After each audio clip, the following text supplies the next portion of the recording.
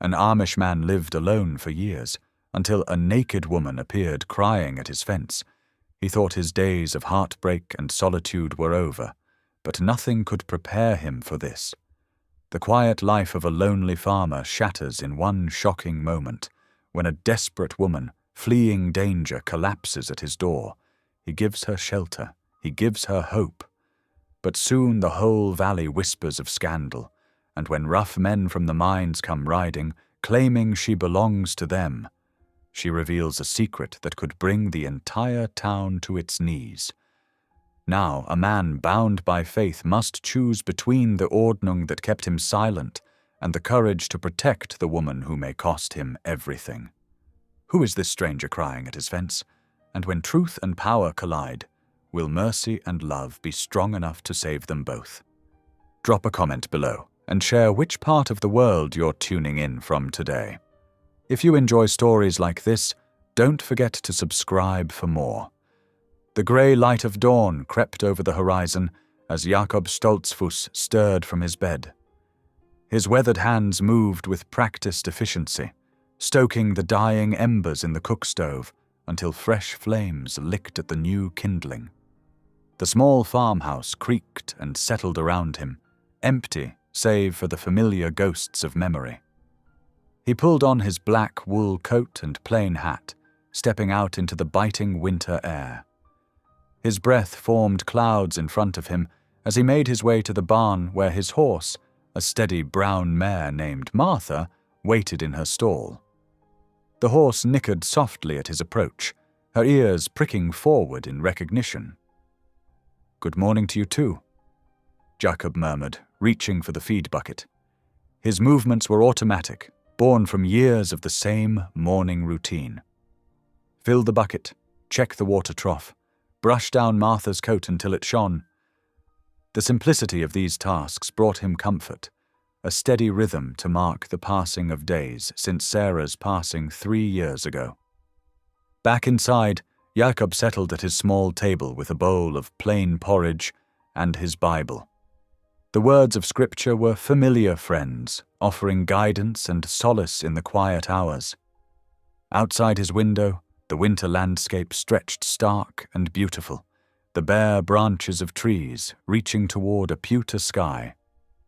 By mid-morning, Jakob set out to check his fence line, a task he performed weekly without fail. Martha's hooves crunched through patches of frost as they made their slow circuit of the property. The silence was complete, but for the whisper of wind through dry grass and the occasional call of a winter bird. Near the south pasture, a sound broke through the stillness, something that didn't belong. Jakob reined Martha to a stop, cocking his head to listen. There it came again, a sob, raw with pain and fear. His heart quickened as he dismounted, following the sound to a fence post where a figure huddled in the cold. The sight stopped him in his tracks. A young woman crouched there, her body bare and marked with ugly bruises, her arms wrapped around herself in a futile attempt at modesty. Her dark hair hung in tangles around her face, and she wept as though her heart would break. Jakob's hands trembled as he quickly shrugged out of his coat.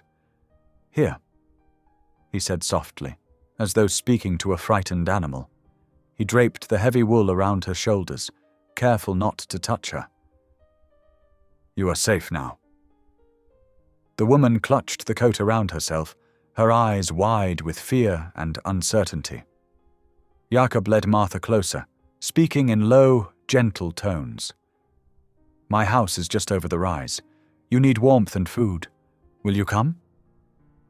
She nodded almost imperceptibly, and Jakob helped her onto Martha's back with as much care and respect as he could manage. The ride back to the farmhouse was silent, save for the woman's occasional hitched breath. Inside, Jakob busied himself with the stove, adding wood until the kitchen grew properly warm. He set water to boil for tea, while the woman huddled in a chair near the heat, his coat pulled tight around her shoulders. When he placed a cup of hot tea and a plate with fresh bread before her, her hands shook as she reached for them. "I am Jakob Stoltzfus," he said quietly, settling into a chair at a respectful distance. Between sips of tea, she whispered, "Eliza." Her voice was rough, as though she hadn't used it in some time. Eliza McKenna. Jakob nodded, then closed his eyes in silent prayer. The Ordnung was clear about unmarried women and proper behavior, about keeping separate from the English world. But his heart, so long dormant, stirred with compassion for this wounded soul before him. What would Sarah have done? The answer came clearly. She would have helped, rules or no rules. As the short winter day drew to a close, Jakob made his decision. He climbed to the attic and opened the trunk that held Sarah's things, items he hadn't been able to part with after her passing. From it, he drew a simple grey dress, plain but well made. His fingers lingered on the fabric for a moment before he closed the trunk. "You can stay the night," he told Eliza, holding out the dress. "This should fit well enough until we can find something more suitable." Eliza took the dress with trembling fingers, fresh tears spilling down her cheeks. "Thank you," she whispered. "God bless you for your kindness." Jakob turned away to give her privacy, his heart heavy with the weight of his decision. The silence of his ordered life had been broken, but in its place he felt the first stirrings of something he thought long buried, the warm glow of doing right by another soul in need. The pale morning light crept through the cabin windows, painting golden squares across the wooden floor. Eliza stirred from her position near the hearth, where she had spent the night wrapped in borrowed quilts. Her muscles protested as she sat up, stiff from sleeping on the hard floor despite the thick blankets Jakob had provided. Jakob was already awake, moving quietly through his morning routine. The familiar sounds of the cook-stove door opening and closing, the clink of the cast-iron pot, and the rustle of kindling filled the small space. He glanced over at Eliza, then quickly averted his eyes when he saw she was awake. "Good morning," he said softly, stirring a pot of bubbling porridge. "I hope you found some rest." Eliza pulled Sarah's grey dress closer around her shoulders. "Yes, thank you. I haven't felt safe enough to truly sleep in so long." Jakob nodded, keeping his eyes on his task as he spooned porridge into two plain wooden bowls. He set one before Eliza with a spoon and a small jar of honey. They sat in awkward silence at the table, the only sound the scraping of spoons against bowls. "I should tell you," Eliza began, her voice barely above a whisper, "how I came to be here." She stared into her bowl, stirring the cooling porridge. "There was an advertisement, you see, in the newspaper back east. Good wages for women willing to work in the Western Territories. Cooking, cleaning, proper work for proper ladies, they said." Jakob listened, his weathered face growing grave as Eliza continued. "But when we arrived at the mining camp, everything was different. They took our papers, our money, said we owed for the transport." Her voice caught. "The men there, they treated us like property, not like women at all." Jakob's hands tightened around his bowl. "These men, they hurt you?" Eliza nodded, tears sliding down her cheeks. "I ran 2 nights ago. Just ran and ran through the dark. No shoes, no coat. I didn't care. I just had to get away." The morning light dimmed as clouds rolled across the sun. Jakob rose to fetch water from the well, his mind troubled by Eliza's tale. As he worked the pump handle, the jingle of harness bells announced an approaching wagon. The peddler, Samuel Wright, pulled his cart to a stop. "Morning, Brother Stoltzfus. Got some fine needles and thread today, maybe some—" His words cut off as his sharp eyes caught movement at the cabin window. Eliza had stepped into view for just a moment before disappearing behind the curtain. Jakob saw the look of surprise cross the peddler's face, followed by poorly concealed curiosity. "Much obliged," Jakob said firmly, "but we need nothing today." He turned back toward the cabin, water bucket in hand, feeling the peddler's eyes boring into his back. The day passed slowly. Jacob tried to maintain his normal routine, feeding the livestock, mending a broken chair, reading his Bible. But his thoughts kept returning to Eliza, to her story, to what the right path forward might be. As evening approached, his neighbor Ezra Miller rode up to the fence. The older man's face was pinched with concern. "Brother Stoltzfus, I must speak with you." Jacob's heart sank. He knew what was coming. Word spreading fast.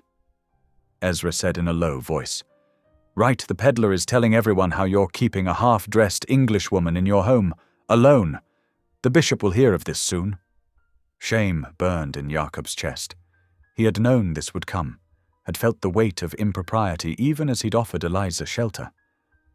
But what else could he have done? Left her to freeze? Turned her away to face whatever dangers pursued her? She needed help, Brother Miller. Jacob said quietly. She was hurt. Running from wicked men.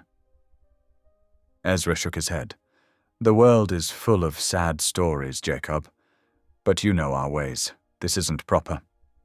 After Ezra left, Jacob stood at his door for a long time, watching the sun sink behind the trees. Inside, he could hear Eliza moving about, the soft rustle of her borrowed dress, the quiet humming of a hymn he recognized from his own childhood. When darkness fell, Eliza knelt beside the hearth, her hands clasped in prayer. "Thank you, Lord," she whispered, her voice carrying in the quiet cabin, "for bringing me to safety. For showing me there are still good men in this world. Please protect Jacob, who risked so much to help a stranger."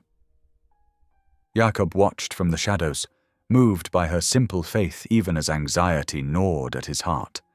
The world knew now there would be consequences, yet as he looked at Eliza's bowed head, her shoulders finally relaxed in the security of his home, he knew he could not send her away.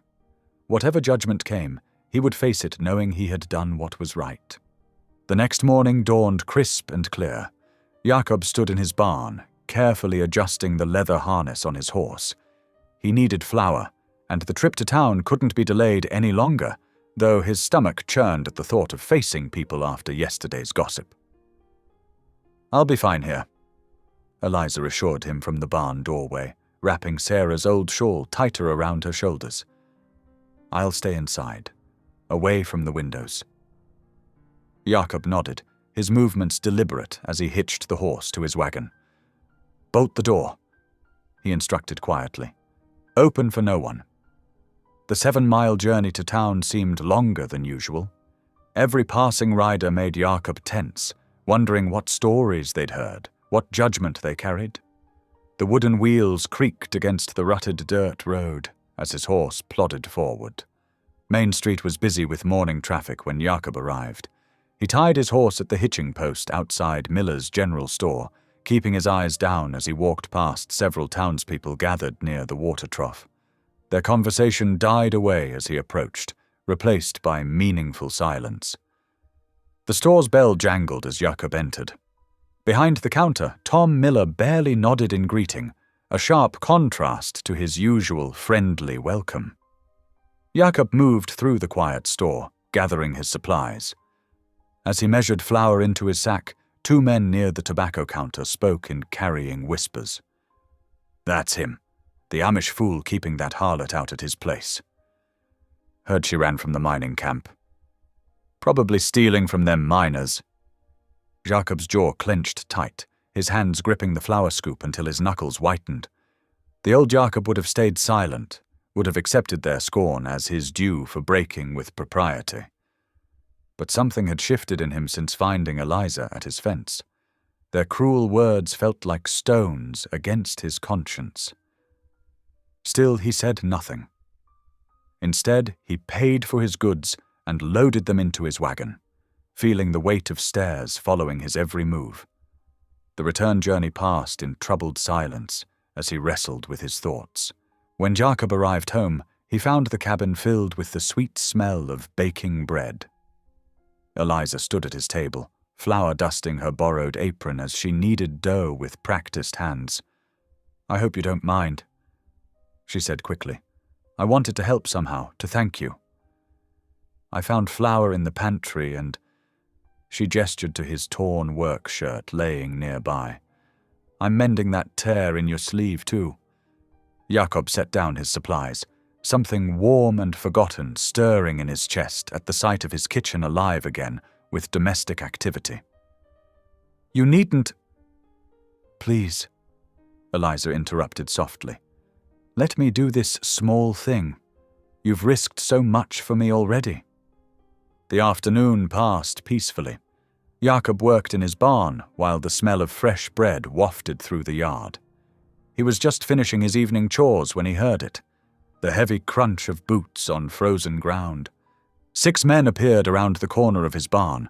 Their clothes were trail-dusty, and their faces hard beneath their hats. Jacob recognized the leader immediately from Eliza's descriptions. Foreman Burke, his thick mustache bristling as he stepped forward. "We've come for our property," Burke announced, his hand resting meaningfully on his gun belt. "That woman belongs back at the camp." Jakob planted himself in front of his cabin door. "The lady is not property." The cabin door creaked open behind him. "I'm not going back." Eliza's voice rang out, stronger than Jacob had ever heard it. He turned to see her standing in the doorway, clutching a leather satchel to her chest. Burke took a menacing step forward. "You'll do as you're told, girl." "No." Eliza's hands trembled, but her voice remained firm as she pulled papers from her satchel. "Not while I have these. Documents proving how your company dammed and diverted Willow Creek, how you stole water rights from every farmer in the valley. The law will be very interested in these papers." Burke's face darkened. "You thieving little—" "The only thieves here," Eliza cut in, "are you and your mining company. Now leave this property, or these papers go straight to the territorial judge." The miners shifted uneasily, looking to their foreman. Burke's eyes darted between Eliza's documents and his men's uncertain faces. Finally, he spat into the dirt. "This ain't over," he snarled. "You'll regret crossing us." He jerked his head at his men, and they backed away into the gathering dusk, their threats hanging in the cold air. Jakob waited until the sound of their horses faded before turning to Eliza. Her hands shook as she clutched the papers, but her eyes blazed with triumph and fear. "Those papers," Jacob said slowly. "They prove the mining company stole the water rights?" Eliza nodded. "It's why I really ran. Not just the other things. When I found these in the office, I knew I had to get them out. Had to help somehow." She looked up at Jakob. "I'm sorry. I've brought more trouble to your door than just scandal now." Jakob understood then that they faced something far larger than gossip and impropriety. This was about greed and power, about right and wrong on a scale that could affect every farm and ranch in the valley. The weight of it settled on his shoulders as the last light faded from the sky. Snowflakes drifted silently past Jakob's window in the pre-dawn darkness. The first real snow of winter had fallen overnight, blanketing his small farm in white.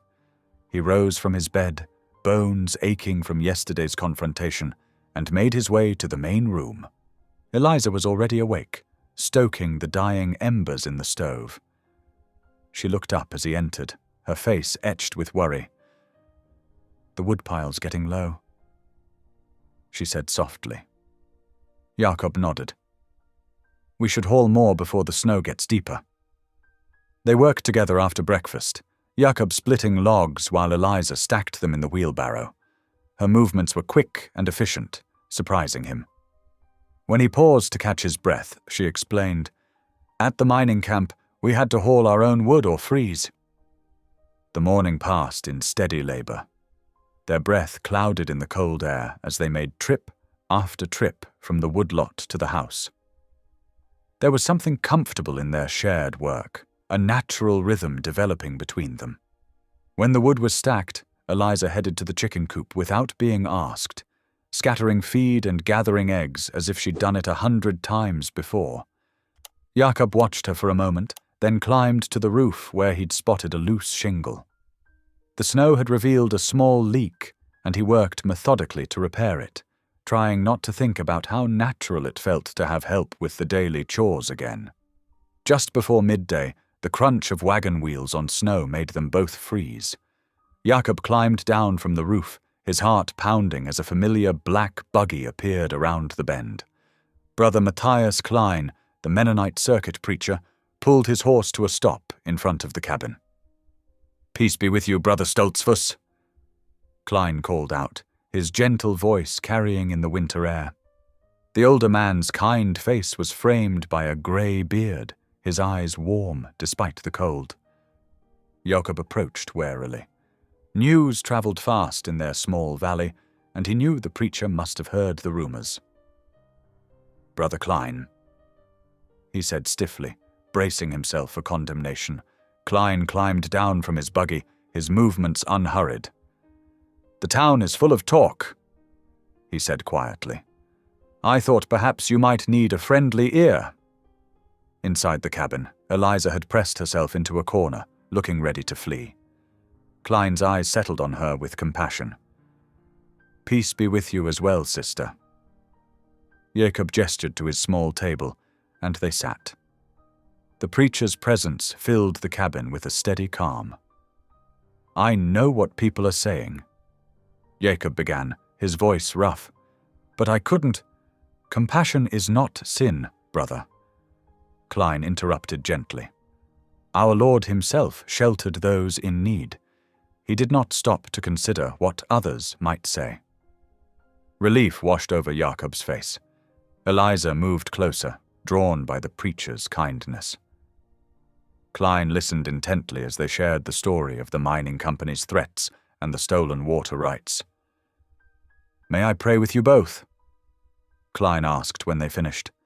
They bowed their heads as his soft voice filled the cabin. "Lord, watch over these, thy children. Grant them wisdom and protection in their hour of need. Let justice flow like water in this valley." The prayer seemed to settle something in both Jakob and Eliza. They shared a simple meal with Klein before he departed, promising to return soon. His buggy disappeared into the swirling snow, leaving them alone with a new sense of purpose. As evening approached, they sat by the stove, the cabin growing dark around them. Jakob stared into the flames, his thoughts heavy with memory. "I had a family once," he said suddenly, his voice barely above a whisper. Eliza sat perfectly still, afraid to break the moment. "Sarah, my wife, and our daughter Hannah." Jacob's hands clenched in his lap. "Fever took them both 5 years ago. I couldn't save them. After that I just stopped living, really, just existed." Tears slid down Eliza's cheeks as she reached across the space between them, laying her hand over his clenched fist. Jakob stiffened at the touch, but didn't pull away. They sat in silence, connected by shared pain and something else, something neither dared name yet. Finally, Jakob cleared his throat and stood. "I should check the barn before turning in." He pulled on his heavy coat and stepped into the night. The snow had stopped, leaving the world hushed and strange. As Jakob approached the barn, movement caught his eye, a shadow shifting in the tree line beyond his fence. He peered into the darkness, every nerve alert. Nothing moved, but Jakob couldn't shake the feeling of being watched. The miner's threats echoed in his mind as he hurried to secure the barn doors. Whatever came next, he knew they weren't finished with this fight. Morning sunlight glinted off the fresh snow as Jakob hitched his horse to the wagon. His hands moved with practiced ease over the leather harness, checking each buckle twice as was his way. Eliza emerged from the cabin wrapped in Sarah's old wool cloak, clutching her precious documents close to her chest. "Are you certain about this?" Jakob asked, helping her up onto the wagon seat.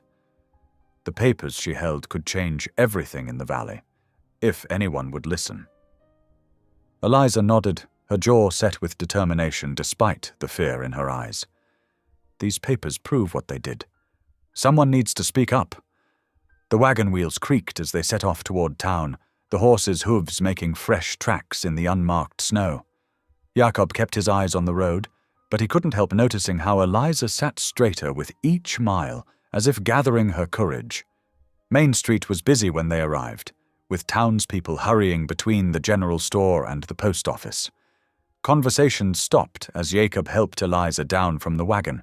Whispers followed them up the courthouse steps. "That's the woman staying with the Amish widower. Did you hear what they're saying about her? Ain't proper, if you ask me." Inside the courthouse, the county clerk, Mr. Harrison, peered at them over his wire-rimmed spectacles. His eyes narrowed at the sight of Eliza in her borrowed dress. "Yes?" he asked, his tone making it clear they were interrupting his day. Eliza stepped forward, unfolding her documents with trembling hands. "Sir, I have evidence that the mining company illegally diverted Deer Creek. They've been stealing water rights from the whole valley." Harrison's eyebrows rose as he reluctantly accepted the papers. More townspeople had filtered in behind them, drawn by curiosity. Jacob watched as Harrison's expression shifted from dismissive to concerned as he read. "These are troubling allegations," he said finally, looking up at Eliza. "Where did you get these papers?" Eliza's voice grew stronger as she spoke. "I worked in their camp office. I saw them forge documents, threaten farmers who complained. Her voice caught, but she pressed on. "They hurt people who tried to stop them." The gathering crowd grew silent, hanging on her words. Jakob noticed several farmers nodding, their own struggles with dried-up wells and failing crops suddenly making more sense.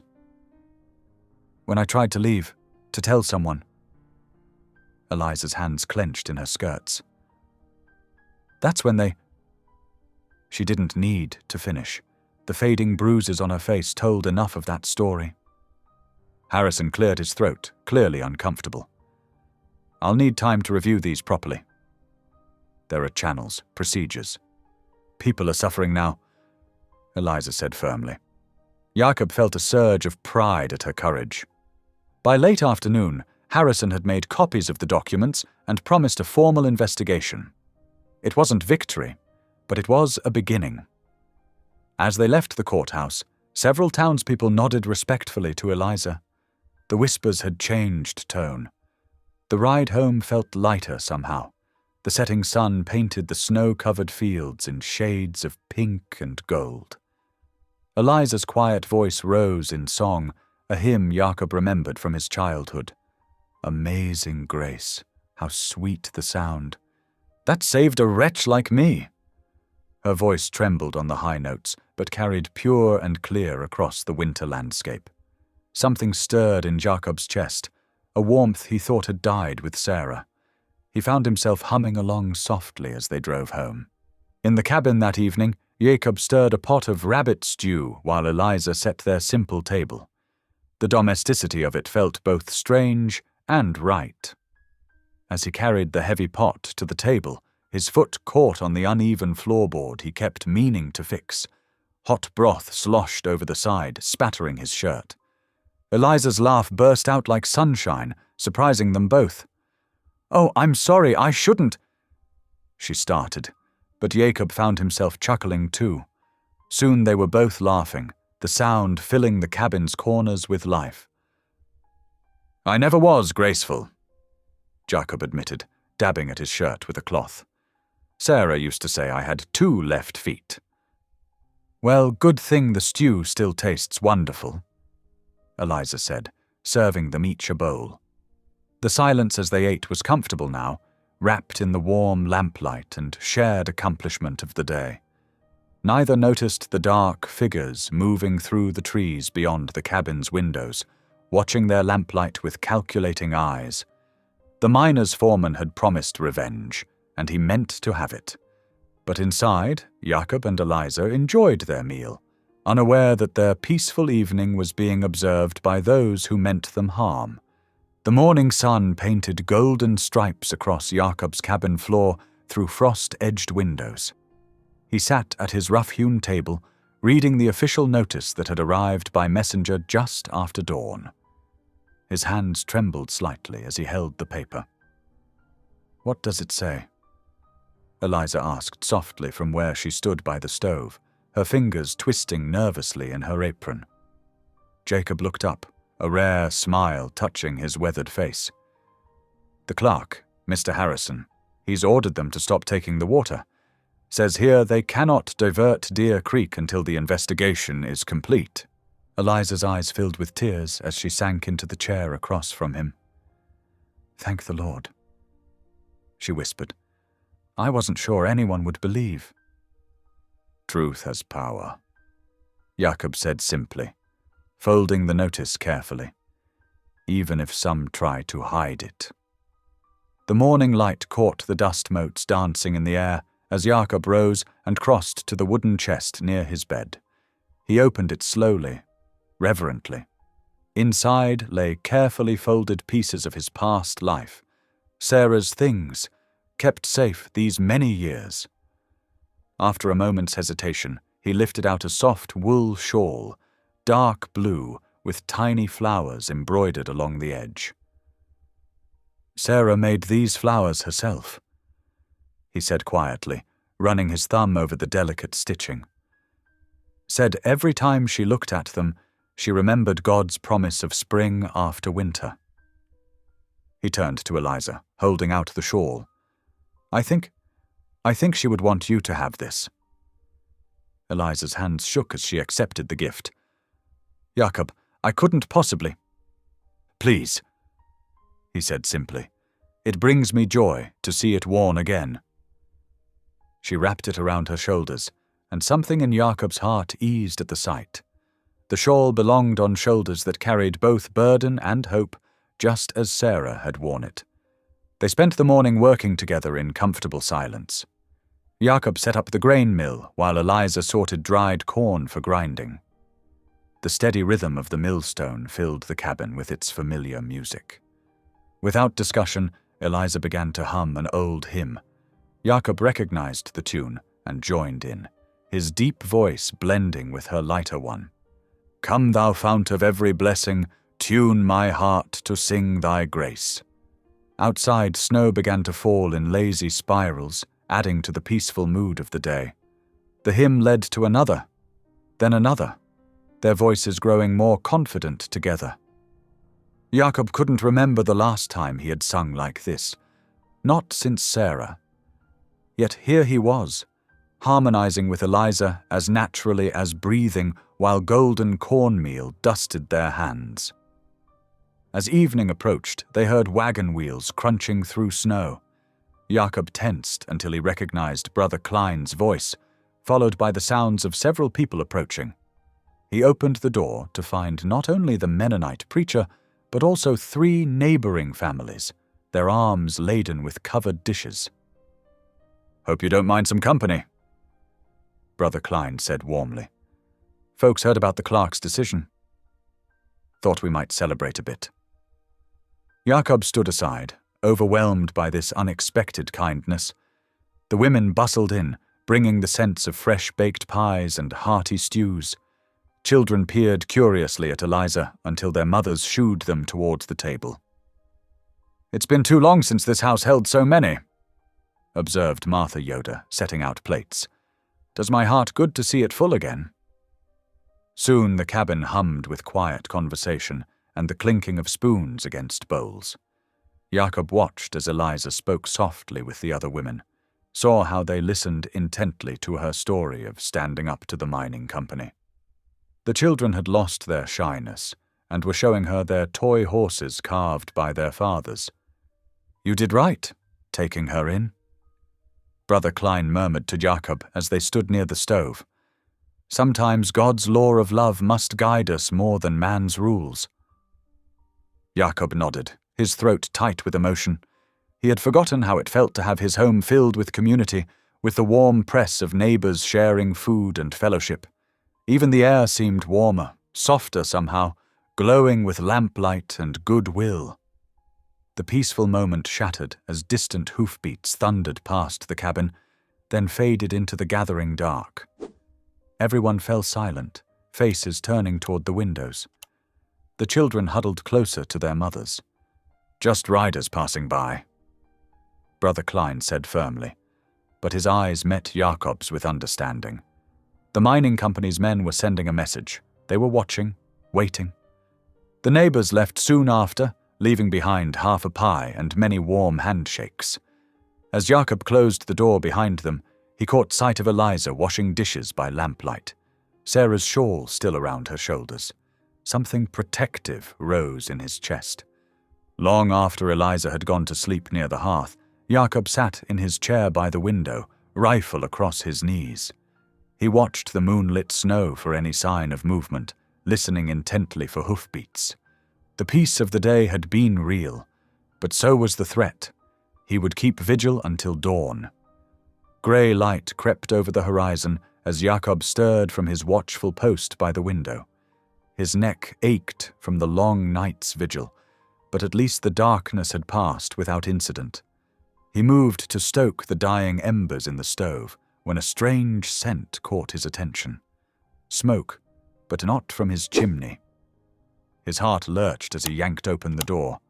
Orange flames licked the morning sky, pouring from the roof of his barn. "No!" The cry tore from his throat. "Eliza! Wake up!" She bolted upright from her bedroll, eyes wide with terror. Together they raced across the snowy yard, the heat of the inferno already scorching their faces. Inside the barn, Jacob's horse whinnied in panic. "Lightning!" Jakob shouted, rushing for the barn door. The heavy beam had been wedged shut from the outside. This was no accident. He heaved against it with all his strength, while Eliza grabbed a nearby axe, attacking the wooden barrier with desperate swings. The roof timbers groaned ominously above them. With a final mighty effort, they broke through the door. Smoke poured out, choking them. Jakob plunged into the burning barn, squinting through the haze for his horse. The terrified animal reared and bucked at the end of its tether. "Jakob, the roof!" Eliza screamed. He lunged for the horse's rope, but a massive crack split the air. Burning rafters crashed down between them. Jakob stumbled backward as flames engulfed the space where his horse stood. The animal's shriek of terror cut off abruptly. "Jakob!" Eliza's hand seized his coat, dragging him away from the inferno.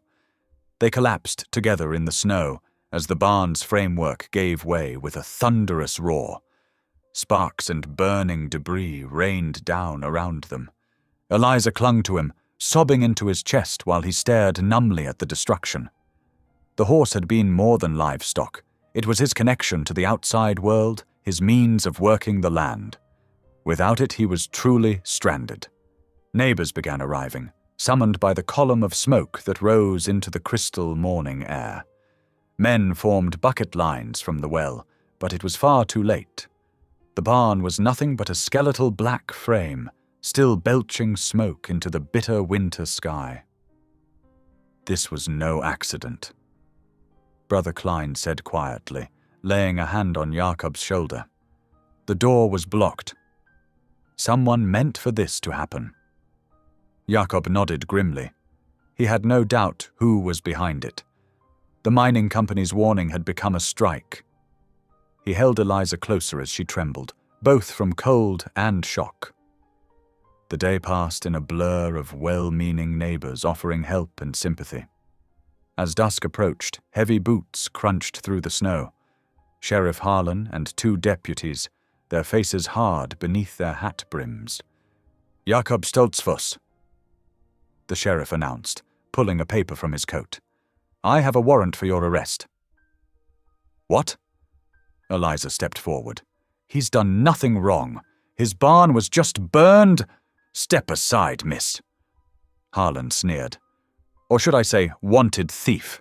We have reports of you stealing valuable documents from the mining company's offices before fleeing like a common criminal." "That's a lie!" Eliza's voice shook as she retrieved her satchel. "These papers prove they stole water rights. They're official documents." The sheriff barely glanced at the papers she thrust toward him. Could be forgeries for all I know. What I do know is this man's harboring a fugitive, interfering with legitimate business operations and causing public unrest. The only unrest is from those who burned my barn. Jacob said quietly, "Sheriff, you know this isn't right." "What I know," Harlan replied, "is that my jail has room for those who don't respect the law." He nodded to his deputies. "Take him." Jacob raised his hands as the men approached with shackles. "I'll come peaceful," he said. Then he closed his eyes, his voice carrying clearly in the winter air.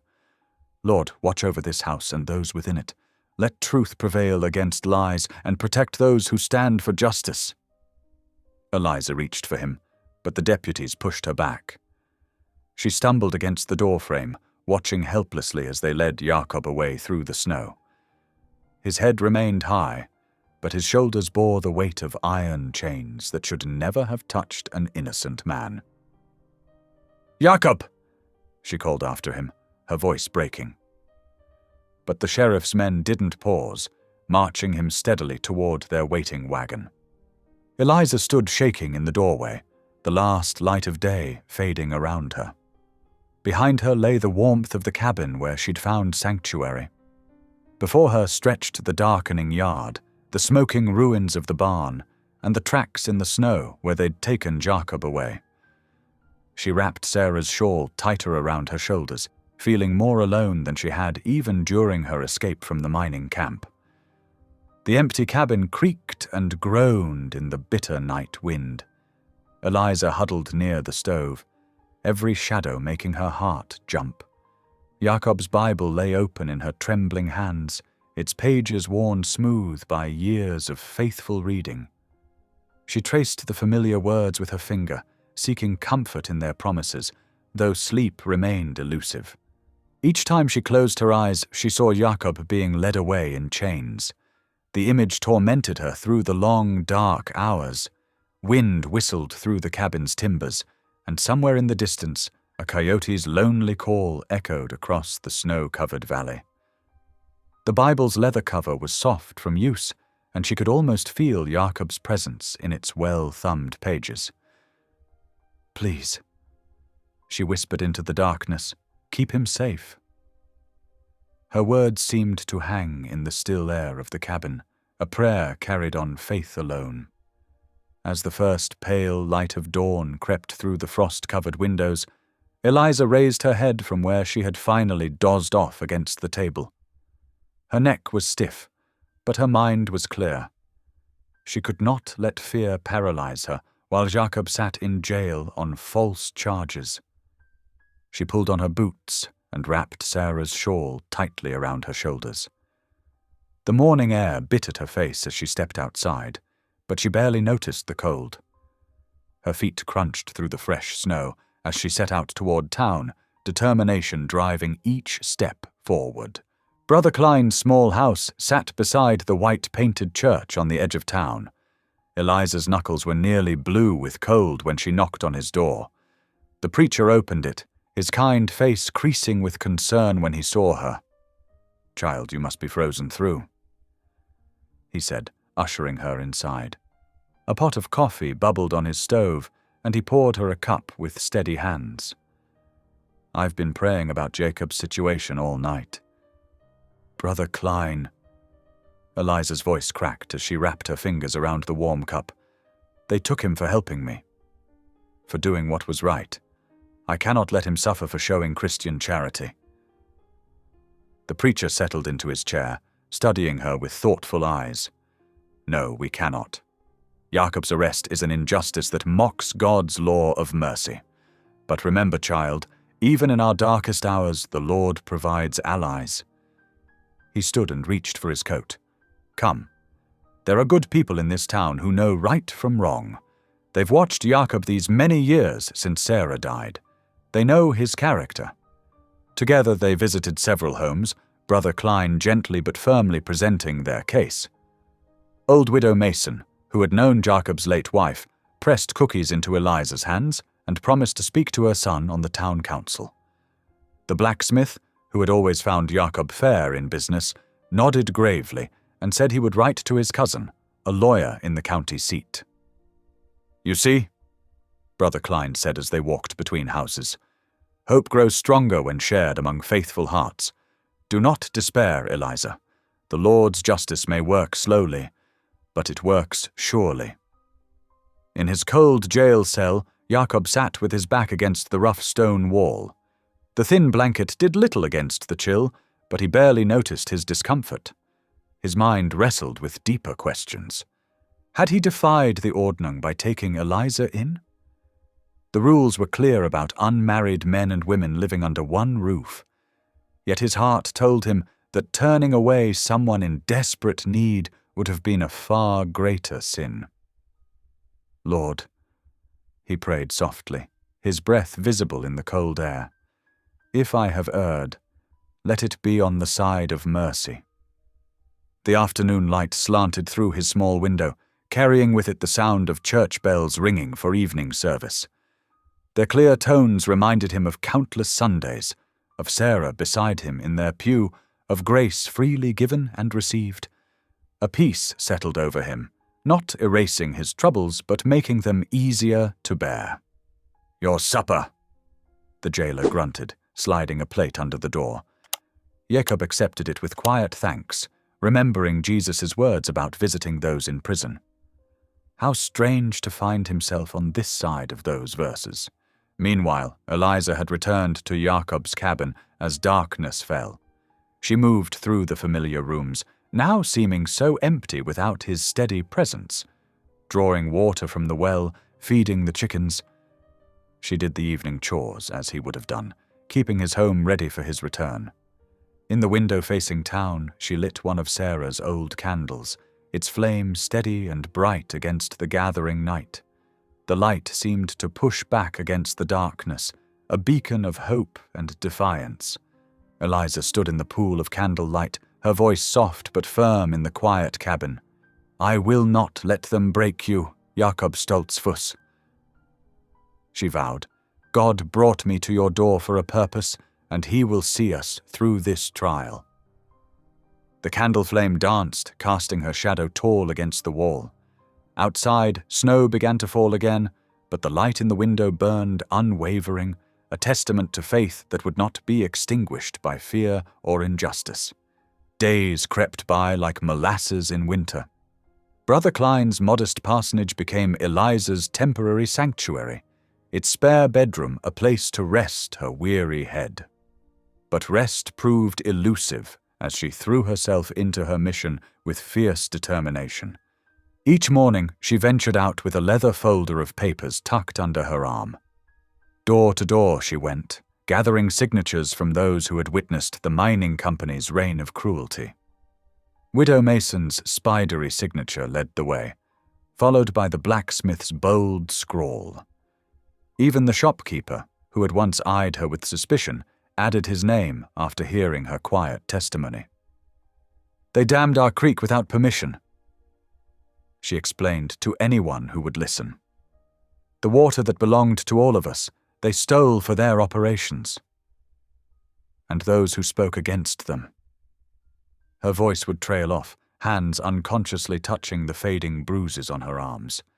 The afternoon sun would find her at the jail, pressing close to the iron bars that separated her from Jacob. His face grew thinner with each passing day, but his eyes remained kind, drinking in her presence like a man dying of thirst. "Tell me about your morning," he would say, his voice rough from disuse, and she would share small stories, how the chickens still looked for him at feeding time, how his favorite barn cat had taken to following her on her rounds. "Sarah's rosebush has a new bud," she told him on the third day, watching his eyes soften at the mention of his late wife's cherished plant. "Even in winter, it fights to bloom." "Like you," he replied softly, reaching through the bars to touch her hand. When words failed them, Eliza would sing. Her voice carried through the jail's cold corridors hymns of comfort, of providence, of faith unshaken by storms. Other prisoners fell silent, listening as, amazing grace, floated past their cells. Even the jailer, a hard-faced man, would pause in his rounds when she sang. "Blessed assurance, Jesus is mine," she sang on the fourth evening, watching Jacob's lips move silently with the familiar words. Oh, what a foretaste of glory divine. But not everyone welcomed her daily pilgrimages. Miners lounged outside the saloon, their voices dropping to menacing whispers as she passed. "Better watch yourself, missy," one called out. "Accidents happen to them as don't mind their own business." She clutched her folder tighter and walked on, chin held high, though her heart hammered in her chest. Brother Klein noticed her trembling hands when she returned that evening. "Perhaps we should pause this campaign," he suggested gently, pouring her a cup of chamomile tea. "No," Eliza said firmly. "Their threats only prove we're making progress. They wouldn't try to frighten us if they weren't afraid themselves." The preacher nodded, pride and worry warring in his expression. "You have the courage of Esther, child. But remember, even she needed time to fast and pray before confronting the king." That night, as Eliza knelt by her borrowed bed to pray, a crash shattered the peaceful darkness. Glass sprayed across the floor as rocks tumbled through Brother Klein's front window. Cold air rushed in through the jagged hole, carrying the sound of running footsteps and mocking laughter. Brother Klein appeared in his nightshirt, lamp held high. "Are you hurt?" he called out. "No," Eliza answered, her voice steadier than she felt. She helped him board up the window, sweeping glass shards into a pile that glinted like cruel stars in the lamplight. "This changes nothing," she declared as they worked. "If anything, it shows we're right to stand against them. God's justice doesn't bend to bullies throwing stones in the dark." The preacher studied her face in the dim light. "Your faith gives you strength, Eliza, but faith also grants wisdom. Perhaps we should send word to the circuit judge. He's known for his fairness, and he'll be in the county seat next week." Eliza nodded, already planning her next move. "We'll take all these signatures, all these testimonies. The truth will speak louder than their threats." The next morning, she was back at the jail, pressing her hand against the cold bars as Jacob listened to her account of the night's events. "You should go," he said heavily. "Find somewhere safe, far from here. I couldn't bear it if they hurt you, too." Eliza's fingers tightened on the iron. "They hurt you by hurting me, don't they? Just as they hurt me by keeping you here." She drew a shaky breath. "But I won't give them that power." "You showed me what real courage looks like, Jacob Stoltzfus. You could have turned me away that first morning, saved yourself all this trouble. Instead, you chose mercy. Now it's my turn to show the same strength." Through the bars, Jacob's weathered hand found hers. Together they sat in silence, as morning light crept across the jail floor, their joined fingers a bridge across the iron barrier, a quiet defiance against all who would tear them apart. Brother Klein's wagon creaked through the early morning frost. His breath formed clouds in the crisp air as he checked the leather satchel beside him for the 100th time. Inside lay Eliza's sworn testimony, written in careful script on county paper, alongside dozens of signatures from townsfolk brave enough to stand against the mining company. The old preacher's joints ached from the cold, but determination kept him steady on the 2-day journey to the county seat. He had witnessed too much injustice in his years of ministry to stay silent now. The road stretched before him, rutted and frozen, as his horse plodded onward through the winter landscape. Back in the jail, Jacob huddled on his thin mattress, trying to find warmth in the threadbare blanket. Night brought the worst torments, not just the bitter cold, but the deputy's cruel entertainment. "Hey, Amish!" one called out, rattling his billy club against the cell bars. "How's that harlot of yours? Still singing pretty songs?" Jacob closed his eyes, letting their taunts wash over him like water off a duck's back. In his mind, he recited psalms his father had taught him, finding strength in ancient words of perseverance. At the parsonage, Eliza threw herself into work, determined to prove her worth to those who whispered against her. Her hands stayed busy from dawn to dusk, kneading bread, scrubbing floors, mending torn clothing for the poor. The minister's wife, though initially cautious, soon found herself won over by Eliza's quiet industry and gentle ways. "You have healing hands," the older woman remarked, watching Eliza turn day-old bread into bread pudding for the sick, "and a giving heart." 7 days crawled past like molasses in January. When Brother Klein's wagon finally rattled back into town, hope rode with him. He found Eliza in the parsonage kitchen, up to her elbows in soap suds. "The circuit judge will hear our case," he announced, his tired face brightening. He was particularly interested in the water rights documentation. Eliza's hands trembled as she dried them on her apron. "When?" "Next week. He's sending a rider ahead with official summons." Brother Klein settled into a kitchen chair with a weary sigh. "The Lord works in his own time, child." Word spread through town like wildfire. The mining company's men gathered at the saloon, their angry voices spilling into the street with each swing of the batwing doors. As dusk approached, one miner, whiskey-brave and rage-blind, staggered down the middle of the street. "That Amish devil will hang!" he bellowed, waving a bottle. "Mark my words.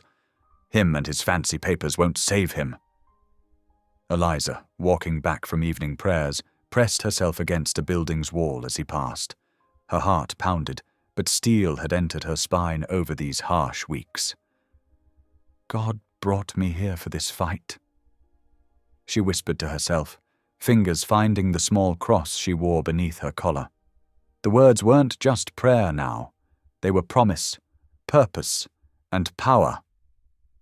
That evening found her at the jail again, kneeling beside Jacob's cell in their nightly ritual of prayer.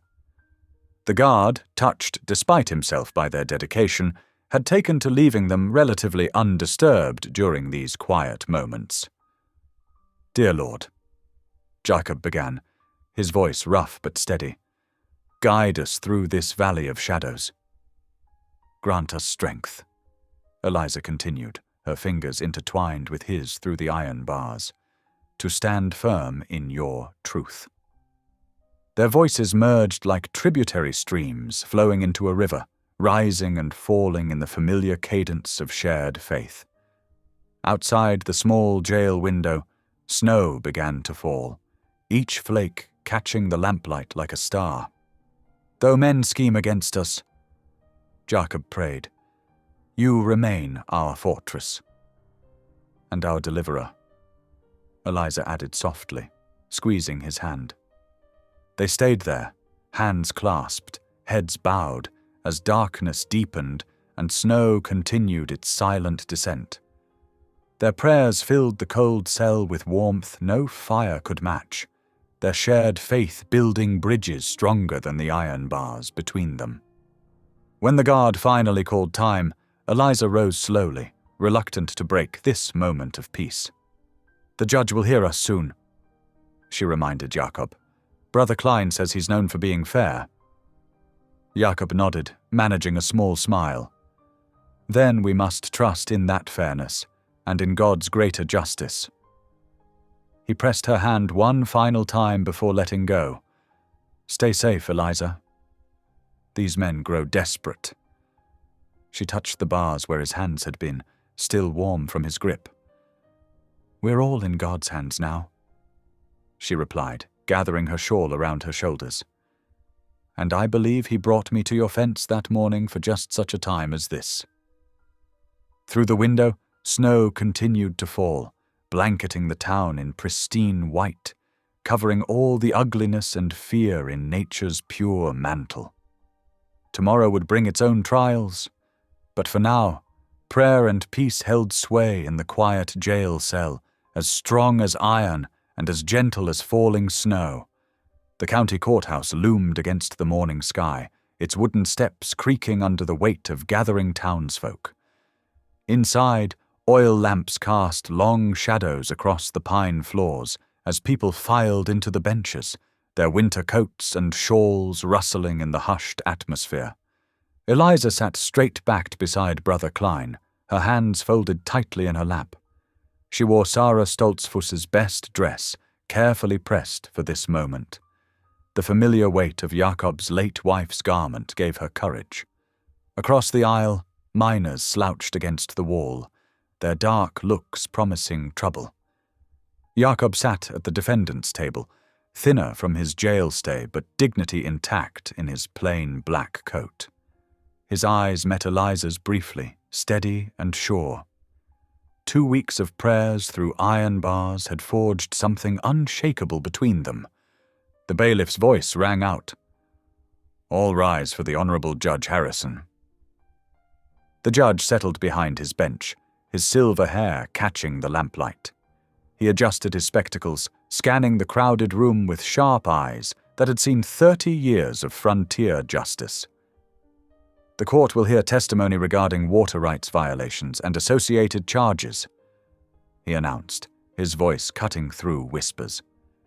"Miss McKenna, please take the stand." Eliza rose, her boots making soft sounds on the wooden floor. The oath was administered, and she placed her hand on the Bible, voice clear and steady. "I do so swear." "Tell us, Miss McKenna," the county prosecutor began, "how you came to be in this situation." Eliza drew a deep breath. "I answered an advertisement for honest work at the Silver Creek mining camp." Her voice carried to every corner of the hushed room. "They promised good wages for cooking and laundry, but when I arrived, everything changed."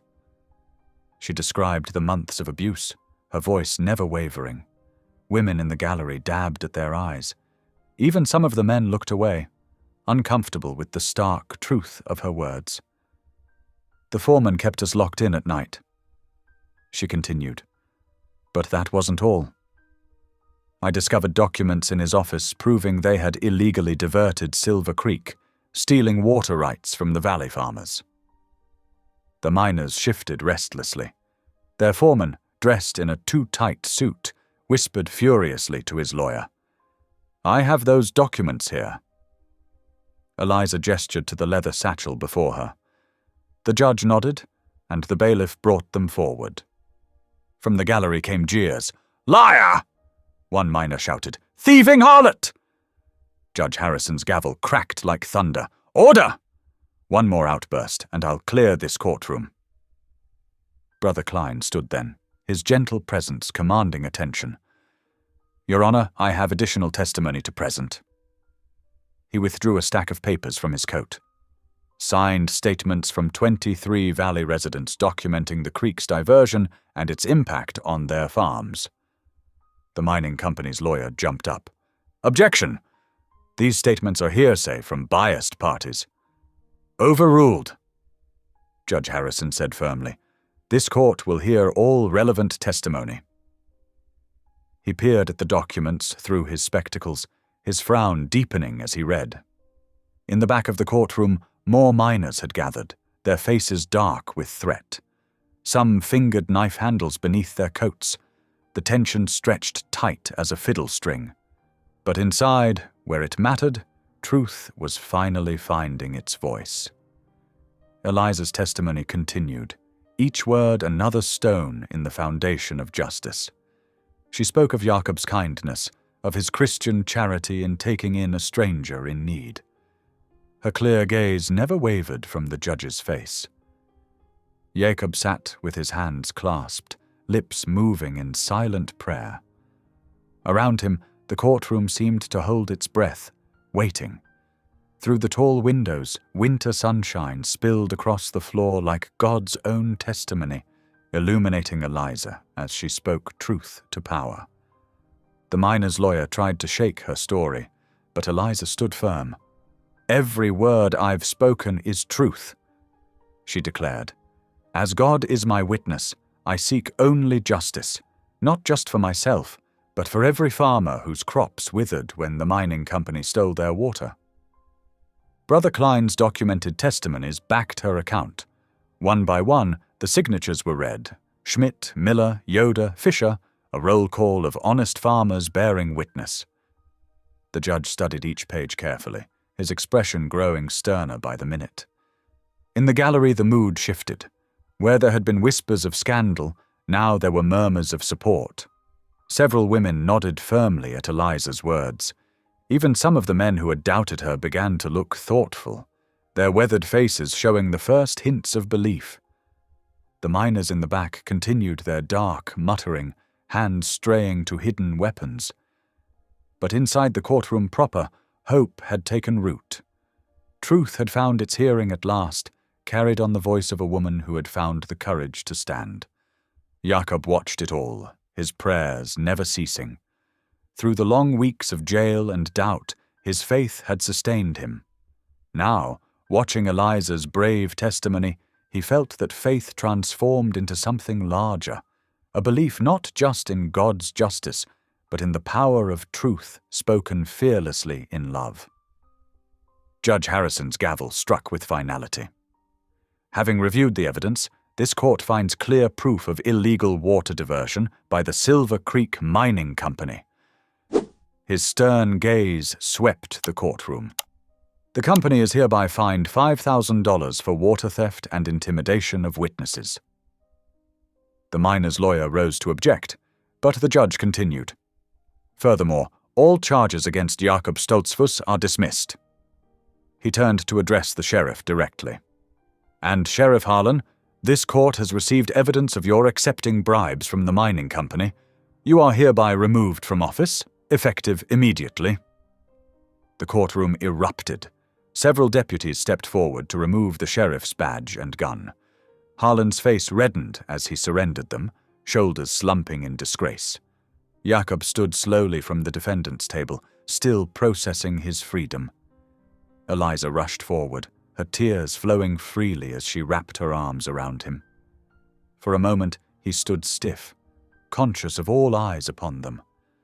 Then, remembering Brother Klein's words about compassion not being sin, he returned her embrace.